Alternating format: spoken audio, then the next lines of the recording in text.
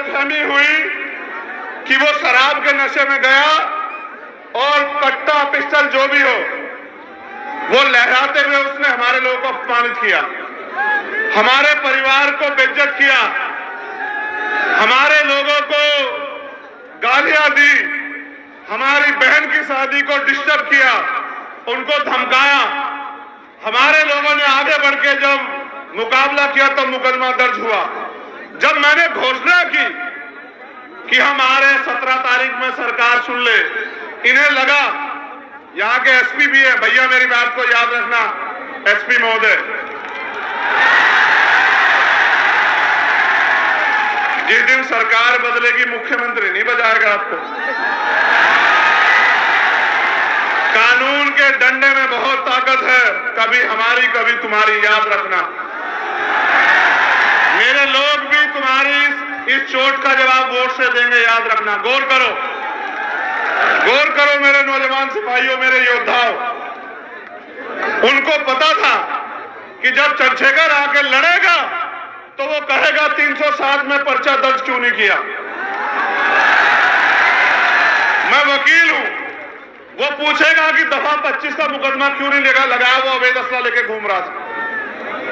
बाबा जी ने हमारे परिवार को बुलाया, डरा, परिवार भी डर गया क्योंकि बहुत ताकतवर व्यक्ति है।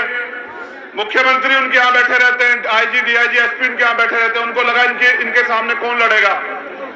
लेकिन जैसे ही ये नीले पटके वाले, पीले पटके वाले उनके पास पहुंचे, फिर उसने कहा कि नहीं, टॉर्च नहीं कट्टा था। फिर उसने कहा कि नहीं, उस पाखंडी को जेल में होना चाहिए। इन्होंने जानबूझ के, इससे पहले मैं आ जाऊं और मैं 307 और दफा 25 ऐड कराऊं और फिर उसको बेल नहीं मिलेगी, इन्होंने संविधान से डर के उसको गिरफ्तार कराया और फिर उसको न्यायपालिका में हस्तक्षेप करके उसको बेल दिलवा दी। और लोग कहते हैं कि एससी एसटी का मुकदमा, कहा था एससी एसटी का मुकदमा, उसको तो बेल मिल गई। एक आदमी पूरे समुदाय का अपमान करे, ये चाचा खड़े हैं उनके, एक आदमी पूरे समुदाय को गाली दे, मेरे हाथ बांध रखे संविधान ने, याद रखना।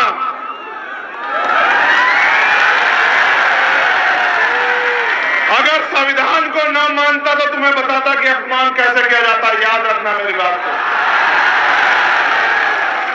बाबा साहब अम्बेडकर का खून हूं, संविधान को मानता हूं, इसलिए मैंने कहा कि संवैधानिक रूप से लड़ेंगे।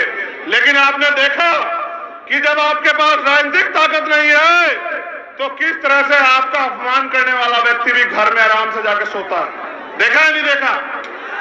और जो निर्दोष था मेरा भाई आरडी प्रजापति, उसके 1000 पुलिस वाले, वो बता रहा है कि मेरा एनकाउंटर, ये याद रखना आरडी प्रजापति, तुम्हारी तरफ चलने वाली हर गोली के सामने चंद्रशेखर आजाद खड़ा है, याद रखना इस बात। और मैं आपसे भी कह रहा हूं, शासन प्रशासन के लोगों, गुंडों पे कार्रवाई करो, हम नहीं आपको बोलेंगे। अपराधियों पे कार्रवाई करो, हम नहीं बोलेंगे। बहन बेटी के अपमान करने वाले पे कार्रवाई करो, हम आपके साथ खड़े हैं। लेकिन अगर सत्ता के नशे में हमारे लोगों, निर्दोष लोगों पे कार्रवाई करोगे तो आपके दफ्तरों पे ताले लगा के, ये असंवैधानिक काम आपको नहीं करने देंगे कुर्सियों बैठ के, ये बिना सत्ता के आपसे कह रहे हैं। मैं चाहता तो ये सभा यहां नहीं, ये एसपी साहब के दफ्तर के बाहर होती, उनको एहसास हो जाता मुकाबला किससे। अब एक और बात सुनो, गौर करो, जब तुम पे ताकत नहीं है, मैंने कहा कि हम आदिवासी भाई को मुख्यमंत्री बनाएंगे। इन्होंने मेरे आदिवासी एक बहन को, उसके साथ अन्याय हुआ वहां इंदौर मऊ में, उसकी हत्या कर दी गई। कितनी लाशें उठाओ वहां, मुझे बताओ। हत्या करने के बाद जब हमारे लोग प्रोटेस्ट करने के लिए आए सड़क पे तो गोली चला दी, एक भाई की जान चली गई, कई भाई घायल हैं। जब हमने आईजी डीआईजी से पूछा तो उन्होंने कहा हमने आदेश नहीं दिए। यहां प्रोटेस्ट तो सारी जाति धर्म के लोग करते हैं, गोलियां हमारे सीने पे क्यों? इसका जवाब इस सरकार को देना पड़ेगा। आदिवासियों की हत्या हम लोग नहीं होने देंगे, सरकार को जवाब देना। आपने देखा कि सत्ता के संरक्षण में किस तरह गुंडे खुलेआम घूमते हैं और किस तरह हमारे निर्दोष लोगों पे गोलियां चलाई जाती है। मैं आपसे पूछना चाहता हूं, क्या आप मध्य प्रदेश में गुलाम हैं? अगर आप गुलाम नहीं हो तो जो गुलामी की बेड़ियां आपके पैरों में पर डालने का काम किया जा रहा है, उनको काटने के लिए तैयार हो जाओ मेरे नौजवान साथियों। क्या आप नहीं चाहते कि यहां हम लोग स्वाभिमान सम्मान से जिए मध्य प्रदेश में? क्या आप लोग नहीं चाहते कि किसी बहन का अपमान ना हो? बताओ, चाहते नहीं चाहते हो? क्या आप नहीं चाहते आपको रोजगार मिले? क्या आप नहीं चाहते महंगाई खत्म हो? क्या आप नहीं चाहते कि आपको पक्के मकान मिले? क्या आप नहीं चाहते कि आपको जमीन मिले? कौन दे सकता है ये तो आपको बताओ। वोट उनको दोगे, मैं कहां से दे दूंगा कुछ? देखो,